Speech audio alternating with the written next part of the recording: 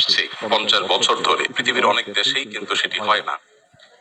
আমাদের অন্য যত কলহ, কোন্দল, অসম্প্রীতি এ জাতীয় যে সকল বিষয় আছে যেগুলোর আমরা সবাই সমাপ্তি কামনা করি, সেগুলোর সাথে যদি আমাদের দেশের ধর্মীয় সম্প্রীতিকে আমি তুলনা করি, আমি দেশের একজন নাগরিক হিসাবে আমি মনে করি যে আমাদের রাজনৈতিক কলহ, ব্যক্তিগত কলহ, পারিবারিক কলহের তুলনায় আমাদের দেশের ধর্মীয় কলহ উল্লেখ করবার মতো আছে বলে আমার কাছে মনে হয় না।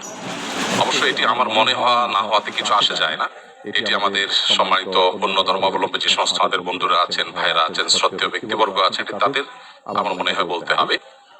আমি শুধু এটুকু বলবো যে 5ই আগস্ট আমার ফেসবুক পেজে কয়েক মিলিয়ন ফলোয়ার্সকে লক্ষ্য করে আমি একাধিকবার লাইভে এসেছি, যেটা আমার দীর্ঘ 10-12 বছরের সোশ্যাল মিডিয়ার ইতিহাসে কখনো আসেনি। প্রত্যেকটি লাইভে আমি চেষ্টা করেছি এদেশের সর্বশ্রেণীর সাধারণ মুসলমান সহ অন্যান্য ধর্মাবলম্বীদেরকে শান্ত রাখবার আহ্বান করার।